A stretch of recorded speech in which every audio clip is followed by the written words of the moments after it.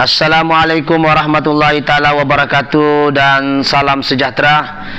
Oke, bismillahirrahmanirrahim. Hari ini kita bersyukur kepada Allah Subhanahu wa taala kerana penggambaran ini dibuat pada hari mengundi. Ya, sebab kita buat mukadimah dulu ni sebab kebetulan penggambarannya hari ini adalah hari mengundi. Pada mereka yang belum mengundi, sila jalankan tanggungjawab anda mengundi ya. Jadi hari ini kita mau share satu kereta iaitu Saga FLX. Jadi saya duduk ni sebab sebenarnya penggambaran pertama 30 minit mikrofon tidak on. Jadi kita kena buat penggambaran kedua. Jadi penat sudah berdiri, saya duduklah dulu. Okey, jadi kita sambung cerita. Hari ini kita ada satu Saga FLX. Aduan dia datang sini ada dua, yaitu masalah aircon dan juga masalah enjin panas. So kita kena faham perbahasan sebelum ini kita ada jelaskan apabila enjin bermasalah, aircon akan turut bermasalah.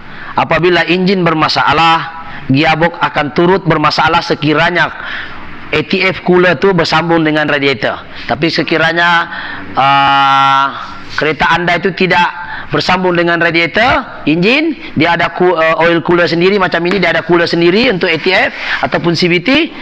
Jadi maknanya dia tidak terjejas tu gearbox. Cuma temperature akan naik, aircon akan panas. Dan seperti mana yang dipahamkan sebelum ini, kena jaga kenderaan tu. Jadi apa yang kita mau bahas ini ialah kenapa orang tu datang. Sebenarnya masalah kecil saja. Kenapa panas sebenarnya disebabkan oleh fan motor ni. Saya berdiri dulu lah, penat berdiri tadi. Okey, ini fan motor dia duduk sini. Kameraman sini. Okey, ini fan motor dia duduk sini. Fan motor ni dia menyejukkan enjin lah, menyejukkan air yang dihasilkan oleh pemanasan enjin tadilah. Dan masa yang sama aircon punya kondenser di depan. Ini radiator adalah enjin punya sistem coolant untuk enjin. Yang di depan ini pula kondenser yang warna putih ni adalah sistem penyejukan untuk aircon sendiri. Apabila dikompres, haba akan terhasil dan dibuang oleh satu kipas sahaja, itu fan. Sebab itu kenapa enjin masalah, aircon pun turut panas. Sebab satu kipas, dua function, iaitu sejukkan radiator, dalam masa yang sama sejukkan kondenser. Sekiranya fan ini rosak, maka kedua-duanya akan bermasalah. Tapi yang kita paling kita takut ialah apabila dia bermasalah, dia akan overheat. Tapi alhamdulillah tadi kita sudah pasang, kita running, tidak ada juga bui-bui halus di sini ya. Tidak ada juga bui-bui halus, dia jernih juga. Mungkin jangkaan saya awal tu mungkin enjin masih okey dan tidak terlambat orang tu matikan enjin sebelum temperature itu naik. So apa yang kita mau bahas ini bukan pasal temperature, bukan pasal fan motor saja. Cuma kita buat selingan ni supaya mungkin anda tertanya-tanya apa sebenarnya tujuan asal orang tu datang sini. Tujuan asal hanya sekadar temperature naik dan aircon tidak sejuk. Dan dipahamkan aircon ini tidak sejuk dan kita test leaking. Setelah kita pasang fan baru, dia ada leaking lah. So ada leaking di luar ataupun dalam. So kita tidak bahas juga aircon. Kita bahas satu benda saya mau bahas yang sangat penting. Walaupun benda ini pada mulanya kita tidak mau bahas, terpaksa kita bahas juga sebab takut nanti melibatkan kos yang lagi tinggi. Yaitu apa dia? Timing bell.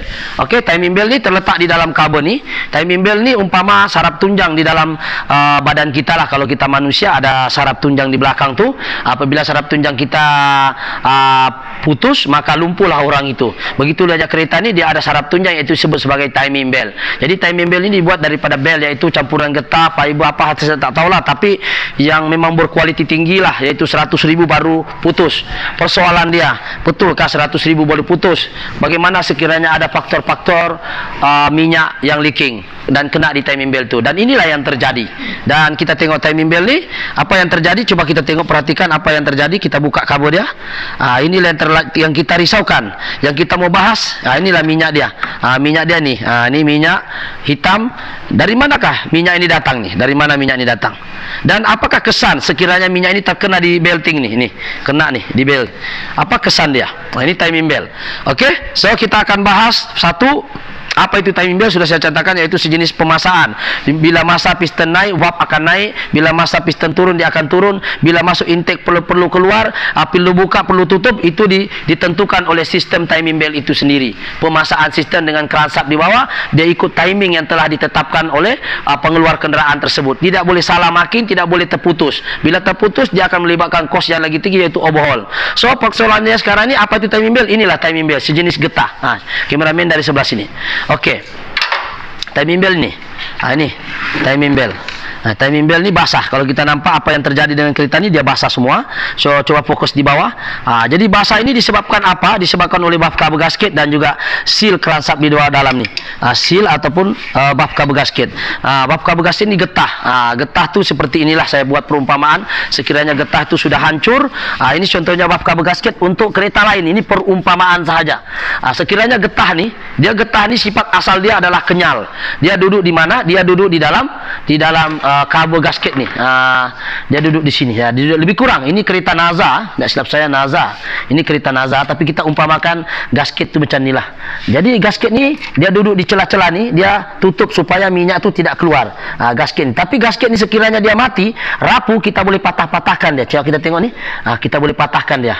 Dia rapuh. Jadi dia tidak boleh menahan tekanan minyak. Apabila dia sudah rapuh, tekanan minyak akan keluar, dia akan menyerang semua tepi-tepi yang ini berminyak. Dan yang paling kita risau, kalau setakat dia serang saya tepi sini tidak ada masalah. Mungkin dia keluar minyak kena di exhaust, dia berasap saja dan berbau hangit ketika kita perasan bila lampu trafik merah keluar asap macam enjin itu terbakar. Sebenarnya tidak, mungkin lelehan daripada minyak hitam. Tetapi yang kita risau dan bahaskan pada hari ini bukan pasal yang di exhaust ni, tapi pasal di timing belt ni. Sebab timing belt ni umpama tulang belakang ataupun saraf tunjang, kalau putus ni kita terpaksa overhaul. So itulah yang kita bahaskan yang pertama, apa itu timing belt dan kenapa dia boleh leaking. Disebabkan oleh quality ataupun sudah sampai masanya untuk ditukar. Kenapa dia sudah leaking? Ya, sebabkan baf cover gasket ataupun seal di dalam ni, seal plug ni ada sudah expired dia di dalam ni. Jadi dia keluar minyak. Dia keluar minyak di sini, di celah-celah ni. Keluar minyak. So kalau kita nampak dia celah ni basah semua. So ada seal di dalam ni, seal camshaft dan juga seal crankshaft tu duduk di bawah. So persoalan dia kenapa dia boleh leaking? Satu saya sudah jawab tadi, iaitu quality dia ataupun memang faktor usia. Faktor usia benda tu mau rosak, sudah mati. Jadi punca dia inilah, kalau sudah dia rapuh begini memang dia akan keluar minyak, tidak dapat menahan tekanan minyak sudah, sebab dia sudah expired, sudah apa istilahnya, sudah sampai masalah. Seal pun sudah keras, tidak dapat peluk untuk camshaft, jadi minyak akan keluar. Dan efeknya minyak keluar, dia akan menghasilkan masalah kepada timing belt sekiranya dia leaking di kawasan sini. Kalau dia leaking kawasan sana, okey saja, bawa saya basap. Tapi kalau leaking di sini, kita takut dia akan putus. Walaupun timing belt itu tidak sampai lagi 100.000, mungkin 60.000 dia akan putus sudah, disebabkan oleh panas sejuk, tindak balas kimia dan tidak balas suhu yang berubah setiap hari selama berapa tahun, dia berubah menyebabkan rapuh disebabkan oleh minyak yang ada di dalam sini. Okey, so kameramen fokus di sini. Kita tengok sini, kameramen fokus ni. Ini ya, dia akan rapuh. Ni di dalam ni dia ada timing belt. Umpama timing belt ni, saya ambil lagi contoh yang lain. Okey, ini contoh timing belt. Ini contoh timing belt kereta kancil. Ini timing belt dia duduk begini. So apabila benda ini kalau tiada minyak, dia akan kering macam ni tau. Tapi sekiranya dia basah, dia akan rapuh, dia akan menghasilkan rapuh, dia boleh putus. Dia akan boleh putus. Saya cari contoh kalau ada yang sudah putus di sini. Kalau ada lah, kalau tidak ada, tidak tahu macam mana mau kasih contoh. Tapi kalau dia kena minyak, memang dia akan memberi efek yang negatif lah, dia akan putus. Okey. So sekarang ini kita tidak ada satu timing belt yang putus, untuk kita buat penggambaran supaya lebih jelas ya. Cuma masalah yang kita pernah jumpa sebelum ini, dia tidak putus tapi gigi di sini adalah rapuh. Gigi di sini dia sudah rapuh nih, sebabkan minyak sudah sampai masa dia, gigi ini rapuh, menyebabkan timing belt sudah tercabut nih. Belt di sini tidak putus yang ini, tapi gigi-gigi ini sudah tercabut-cabut di gigi. Sedangkan gigi ini dia tidak boleh terlepas daripada timing dia. Ini gigi nih. Tapi gigi getah ini sudah terkikis. Jadi menyebabkan timing belt lari dan menyebabkan overhaul. So kenapa kita tekankan yang pertama ialah kenapa dia leaking, sudah saya jelaskan tadi, yaitu quality dia sudah sampai masa expired. Yang kedua, kenapa boleh leaking ialah seperti mana yang saya jelaskan di video yang tidak masuk dalam tadi, paksa diulang balik. Yang kedua adalah masalah apa istilahnya tadi kita cakap, masalah kepada cara pemanduan. Tak silap saya, betul lah tadi kameramen, ada 5 tadi tu, yaitu cara pemanduan pun boleh mempengaruhi minyak leaking. Kenapa? Yang pertama sekarang, sekiranya kita memandu ya, kita memandu secara macam mana mau cakap, tidak sopan ataupun tidak apa istilahnya, tidak, ialah kereta baru start pagi-pagi kita terus jalan. Tidak boleh. Sepatutnya apabila kita memandu setiap hari selama bertahun-tahun, kita jenisnya yang tekan minyak sampai habis, minyak belum sampai ke atas, kita dah tekan. Jadi minyak itu menghasilkan tekanan yang tinggi kepada setiap gasket tadi, disebabkan oleh RPM yang terlalu tinggi. RPM ini maknanya putaran enjin per second, per saat itu macam mana putaran enjin, dan putaran enjin pula dipengaruhi oleh minyak, dan minyak ini pula dia mesti ada daya lincir. Tetapi sekiranya kita memandu, kita terus tekan pedal secara mengejut, memandu secara melulu, secara bertahun-tahun, bukan hari kita tekan besok dia rusak, bertahun-tahun, mungkin boleh menyebabkan juga leaking yang banyak. Sebab bila kita paksa itu enjin secara mendadak, tekanan minyak itu akan menyerang di setiap sudut enjin itu. Dia akan cari lompang-lompang ataupun kawasan-kawasan yang lembut seperti seal dan juga o-ring. Itu juga mempengaruhi faktor cepatnya leaking. Jadi jangan heran kalau kereta kita sudah ganti gasket, tetapi masih juga leaking. Salahkan diri pemandu itu, mungkin jenisnya yang tidak pernah lari 120 ke bawah, asyik mau laju saja. Ini juga mempengaruhi kepada faktor leaking itu sendiri, yaitu enjin dipaksa bekerja keras. Sebab minyak yang hitam tadi itu sepatutnya steady saja. Apabila kita berlaku crankshaft, berlaku kocakan yang kuat, minyak diperlukan secara paksa. Jadi dia akan sembur ke kawasan-kawasan enjin secara paksa dengan tekanan tinggi. Jadi bila berlaku tekanan tinggi secara berterusan bertahun-tahun, dia akan mencari di mana kawasan-kawasan yang lembut untuk dia keluar. Jadi hari-hari kena tekan, lama-lama seal itu akan tidak mampu menahan tekanan minyak, disebabkan oleh pemanduan yang tidak sayang kepada kendaraan, kalau boleh saya katakan. Sekali-sekala boleh, tapi ini setiap hari begini boleh juga mempengaruhi kepada masalah leaking itu sendiri. Oke, kita tidak mau. Jadi berbanding dengan orang yang bawa kereta 80, saya rasa jangka hayat dan leaking kereta dia itu, aku rasa dia lagi lama. Sebab ialah setiap orang itu juga mempunyai cara pemanduan yang berbeza. Cuma nasihat saya sebelumnya, ada video saya rasa pernah saya share. Kalau kita memandu, start engine, biarkan dulu minyak naik, biarkan minyak naik dulu ke atas dalam masa 10 menit hingga 15 menit, baru jalan. Apalagi kalau Kempro ini menggunakan CVT, sangat cerewet. Ketika engine sejuk, dia akan terhinjut-hinjut ketika jalan. Itu jadi dahlah CVT. Jumpa lagi pemandu yang tidak pandai, minta maaf cakap, mungkin tidak pandai sabar, baru start engine, dah sampai 5 menit terus ribut, tekan RPM tinggi, terus masuk di mengejut. Itu juga boleh merosakkan engine, dan juga mungkin boleh merosakkan gearbox, dan juga boleh merosakkan ring piston yang belum cukup minyak tapi dipaksa. Selain daripada leaking tadi, efek yang lain adalah engine itu akan mungkin cepat menghasilkan asap putih. Sebab itu ketika memanduan ini tidak sama. Jadi itulah saya kata faktor kedua leaking juga adalah dari kita, cara kita memandu. Kalau kita sopan bawa 80, 90, mungkin jangka hayat kendaraan engine kita mungkin lebih baik daripada orang yang bawa secara minta maaf secara tidak sopan. Selagi tidak sampai di kakinya di lantai, selagi itulah dia tidak berhenti tekan tu minyak. Dari segi logik, kalau kita memaksa itu engine dengan tekanan minyak yang tinggi, kompresi yang tinggi, minyak akan mencari tempat-tempat yang mana dia boleh keluar, yaitu kawasan seal dan juga o-ring ataupun seal lah, senang. Macam tadi itu bab kabel gasket, seal crankshaft, seal camshaft di bawah. Jadi itu faktor kedua. Kenapa minyak boleh keluar, disebabkan oleh faktor pemanduan itu sendiri yang tidak orang bilang tidak mesra dengan kereta, tidak mesra pengguna, mungkin dia paksa kereta dia. Itu yang kedua. Yang ketiga, kenapa minyak boleh keluar? Tadi yang pertama tadi faktor barang itu, faktor usia. Yang kedua faktor pemanduan. Yang ketiga adalah faktor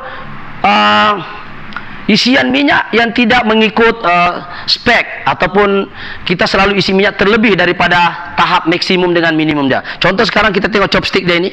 Kita tengok chopstick, kita tarik. Kita sering jumpa kereta datang di bengkel ini, minyak dia terlebih. Dia lebih di sini. Ini minyak maksimum, di tin ini minimum.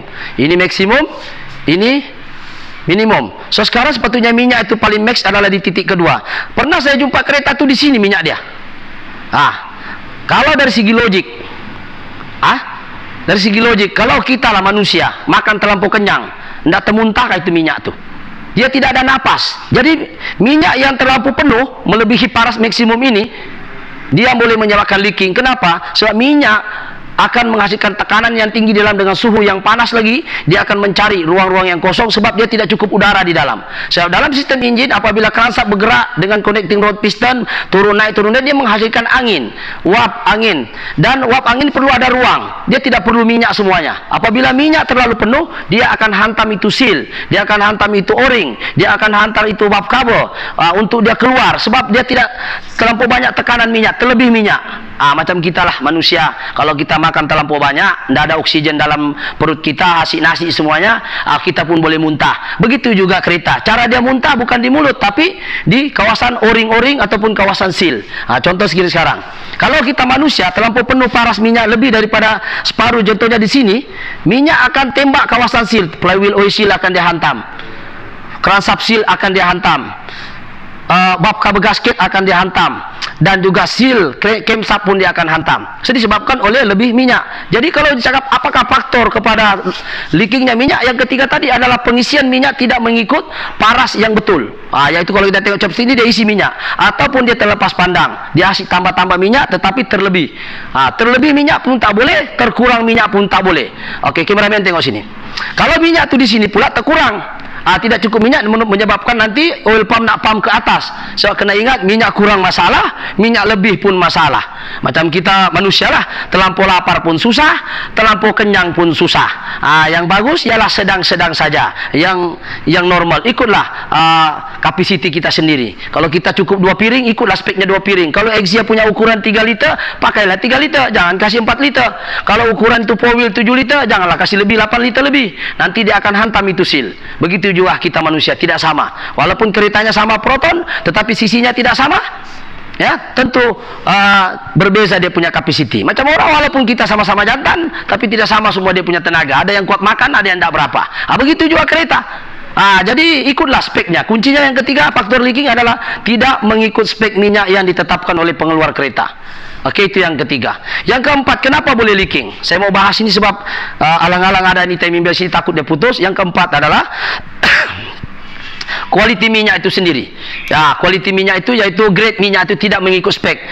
Kereta Saga ni contohnya kita boleh pakai sebenarnya 15W40 boleh juga, yaitu mineral. Ada juga yang pakai 10W40. Paling bagus ialah semi sintetik lah, sebab dia guna SIM. Dalam enjin ni ada SIM. Jadi dia guna SIM, padanya selalunya kalau Saga ni guna semi saya. Jangan pakai Exia punya grade 0W20. Ataupun Beza punya 0W20, terlalu cair. Jadi grade minyak itu mempengaruhi leaking. Kenapa? Makin cair sesuatu minyak itu, makin senang dia leaking sebab dia halus. Yang kedua, sekiranya dia terlalu halus, dia boleh menyebabkan teruap sendiri itu minyak. Jadi jangan heran kalau kereta Anda leaking tidak ada, asap putih tidak ada, tapi minyak pandai kurang. Coba cek dia punya grade minyak itu sendiri. Jangan terlalu halus dan jangan juga terlalu kasar. Kau pakai dia 20W50 tidak boleh juga. 20W50 terlampau kasar, nanti enjin itu tidak cukup daya lincir, terlampau berat dia mau angkat. Lain dari kita mau diangkatnya, enjin lagi punya minyak enjin terlalu pekat pun tidak boleh. Terlalu cair tidak boleh, terlalu pekat pun tidak boleh. Jadi itu faktornya, grade minyak mesti betul, ya. Kameramen, kita akan fokus yang keempat dulu. Yang kelima pun saya tidak ingat penggambaran tadi. Yang kelima, selain dari faktor minyak tadi adalah modified. Kita modified kendaraan. Apa maksud modified dengan leaking sebenarnya? Pernah kita jumpa kendaraan di sini datang, kereta dia Viva, ya, dia punya turbo punya besar. Baru dia tanya saya, kenapa bang banyak leaking? Kena ingat, kereta yang modified tidak salah, ya. Yang salahnya kita modified tidak mengikut kemampuan enjin itu sendiri. Umpama manusia, kita mampu angkat 100 kilo saja, enjin ini mampu berapa horsepower saja, tapi kita letak turbo terlalu besar, ataupun turbo kita letak tidak ikut spek. Dan kena ingat, turbo ini menghasilkan haba, terutama turbo charger. Kalau super charger mungkin tidak, sebab dia gunakan belting untuk pusing itu angin paksa ke dalam sistem pembakaran.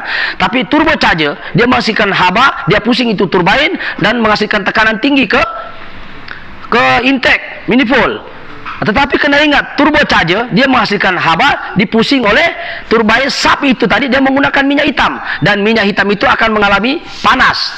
Dia akan panas dan menghasilkan haba yang berlebihan di dalam oil minyak hitam kereta itu sendiri. Jadi minyak terlampau panas pun dia menghasilkan haba berlebihan, boleh juga menyebabkan cepat leaking. Sebab terlalu panas itu minyak enjin dia tadi. Pasal panas sejuk berlebihan. Turbo tu menghasilkan haba. Jadi sub turbin dalam turbo tu untuk tolak angin tu dia memerlukan minyak hitam dan juga air, terutama kereta yang menggunakan CFE contohnya, Preve, dia ada turbo dan dia ada oil cooler. Itu okeylah sebab dia daripada kilang. Yang saya maksudkan boleh leaking ni disebabkan terlalu banyak sambungan-sambungan hose. Turbo, dia pasang turbo di sini besar, lepas tu sudah dia pasang turbo, dia tidak pasang pula oil cooler, dia pasang turbo saja. Jadi enjin akan bertambah, minyak enjin bertambah panas. Kenapa? Sebab untuk memusingkan sub turbine tu dia perlukan minyak hitam untuk daya lincur, untuk bearing di dalam tu, center bearing semua tu. Dia pusing tu dia gunakan minyak hitam. Dalam masa yang sama dia menggunakan air. Dia dua. Satu minyak hitam untuk melincir, yang air pula untuk menyejukkan tu turbo. Tetapi macam mana pun sekiranya turbo itu tidak mengikut spek terlalu besar, ataupun kita modify kenderaan yang tidak ikut spek, mungkin juga boleh menyebabkan banyak yang leaking. Sambungan hose tu juga menggunakan minyak hitam. Jadi akan menyebabkan banyak leaking. Jadi jangan heran kalau kita modify kereta kita banyak leaking pula. Jadi kita kena, tidak salah orang modify, tapi kita kena ikut spek lah, sesuai dengan kemampuan kereta tersebut. Janganlah pakai turbo Wigo tapi kereta kancil, kesian tu kereta. Kita boleh modify tapi mengikut spek kemampuan enjin itu sendiri. Jadi saya membahas di sini ialah faktor kepada leaking tadi minyak hitam disebabkan oleh proses pemanasan yang berlebihan. Sebab turbo charger ni kita tahu bahawa turbo dekat exhaust tu kepanasan dia ada 1000 darjah Celsius, dan minyak hitam tadi masuk ke dalam sistem turbo tu dia mesti dipanaskan oleh haba tadi. Jadi dia perlukan oil cooler. Jadi bila oil cooler berlebihan terpanas tu, dia akan menyebabkan cepat leaking sekiranya tidak ada oil cooler dia, penyejuk. Kita hanya pasang turbo sahaja dengan air. Jadi itu juga boleh menyebabkan masalah leaking tadi. Jadi kita tidak mau faktor tadi ini kita modified menyebabkan banyak masalah sampingan. Mungkin sedap ketika 1-2 bulan saja, lepas tu dia condemn itu enjin. Jadi faktor modified juga mempengaruhi kepada banyaknya leaking suatu benda tu. Selain daripada hose-hose sambungan daripada return minyak daripada turbo itu sendiri boleh cepat leaking. Sebab itu faktor kelima ni lebih kepada masalah modified kenderaan. Kita tidak salahkan orang modified, tapi modified dah sesuai dengan kemampuan kenderaan anda. Kalau kenderaan anda itu kancil, carilah turbo sesuai dengan kapasiti kancil itu sendiri. Jadi kita tidak mau nanti di saat kita ubah banyak yang leaking, dan bila leaking kita biar enjin akan jam. Jadi untuk lebih lanjut lagi, solusinya yang terakhir yang kita bahas, yang ketiga ya tadi, faktor dia ada 5. Solusinya ialah untuk case yang ini, coba kameramen sini. Untuk case yang ini kita terpaksa tukar timing belt, walaupun dia cakap orangnya ini baru tukar ke apa, walaupun belum sampai 100.000 kita tukar sebab dia punya sudah basah. Dan yang kedua solusinya kita akan ganti itu seal crankshaft dan juga seal camshaft, dan yang seterusnya kita akan pesan dengan customer untuk alert dengan kenderaan sekiranya ada leaking lagi selepas ini, untuk mengelakkan minyak hitam akan kurang. Sebab kita tahu apabila minyak hitam kurang, enjin boleh jam. Okey, itu saja perkongsian pada hari ini. Kameramen, berapa minit sudah? 23 menit. Jadi perkongsian ini bukan untuk mengajar ataupun mau tahu siapa pandai, tetapi untuk memberitahu kepada kita semua sama-sama pengguna kenderaan. Mungkin anda juga pengguna kenderaan Saga FLX, mungkin juga pengguna Beza. Apa saja kenderaan anda, sekiranya ada leaking, bawalah ke workshop yang berdekatan untuk cek di mana leaking. Jangan dibiarkan. Kalau kita parking nampak ada minyak menitis ataupun tertitik di bawah lantai time kita parking di rumah, bawa ke bengkel yang berdekatan untuk cek di manakah leaking tu. Dan kena ingat leaking di banyak tempat. Yang pertama di seal tadi itu, seal crankshaft, valve cover, seal flywheel, di BBT o-ring boleh leaking juga, adapter o-ring kalau bagi kereta Myvi, Alza, Kenari, Kelisa, di adapter o-ring selalu leaking. Dan juga di kawasan-kawasan yang sensitif kepada leaking itu sendiri, seperti kalau kita kereta Honda di VTEC punya o-ring pun boleh leaking, dan banyak lagi tempat-tempat dia leaking. Pokok pangkalnya kalau leaking sila bawa ke bengkel berdekatan. Jangan tunggu kering minyak hitam, sebab kalau kering minyak hitam boleh menyebabkan enjin akan jam, mungkin jadi general overhaul dan kosnya lagi tinggi. Jadi kita buat perkongsian ini bukan kita cakap kita pandai, tapi kita share sahaja apa yang kita tahu. Jadi insyaAllah itu saja penggambaran pada hari ini. Mudah-mudahan pesanan saya untuk diri saya sendiri, sekiranya kereta anda menghadapi masalah leaking ke ada masalah lain yang menyebabkan boleh anda tidak selesa di dalam kenderaan, bawa ke bengkel berdekatan. Jangan tunggu darurat baru kita hantar, takut nanti efeknya lagi besar. Okey. Itu saja perkongsian pada hari ini. Solusinya ialah kita ganti timing belt dan seal saya ni, dan kita akan cek lagi bagian luar sebab customer ni pesan dengan saya, ceklah apa yang patut. Yang penting kereta ini rasa-rasa kalau ada yang perlu diperbaiki, tolong perbaiki. So antara yang saya nampak selain daripada kipas leaking juga di kawasan sini, dan kalau kita nampak selain daripada leaking sini, kalau tengok di belakang sini kameramen, sebelum kita akhiri video kita, dia banyak leaking di sini. Ini bab kabel gasket punya efek, dan juga di sini daripada bab kabel punya sumbangan juga. Coba kameramen pusing sini sebelum kita tutup video kita sebab maghrib sudah sini, azan sudah. So kita akan akhiri video kita. So sini basah, ini minyak semua ni basah sampai di bawah. Kalau kita tengok penuh ya, semua penuh ni minyak ni semua, nampak ya, penuh semua minyak ni. So ini kalau kita biar boleh menjadikan jangka hayat ni putus, dan ataupun dia slip ini calling apa nama timing belt ini akan slip dan boleh menyebabkan perlanggaran antara valve dengan piston. So solusinya satu saja, sentiasa alert dengan kereta anda, jangan biarkan kalau ada leaking. Jadi itu saja perkongsian pada hari ini. Sekiranya video ini baik, bolehlah subscribe. Pada mereka yang sentiasa mengikuti perkembangan saya, dan pada mereka yang sudi subscribe ataupun share, terima kasih banyak. Saya menghargai anda punya sokongan. Jadi boleh komen juga di bawah, mana tahu ada komen-komen membina. Jangan komen yang negatif lah. So, kita buat video ini bukan kita mau cari salah siapa, bukan kita mau cakap kita siapa pandai, tapi kita mau share. Semoga perkongsian ini dapat memberi manfaat kepada mereka yang memerlukan atau alert dengan pengguna-pengguna kenderaan di luar. Oke, itu saja, sekian. Assalamualaikum. Thank you.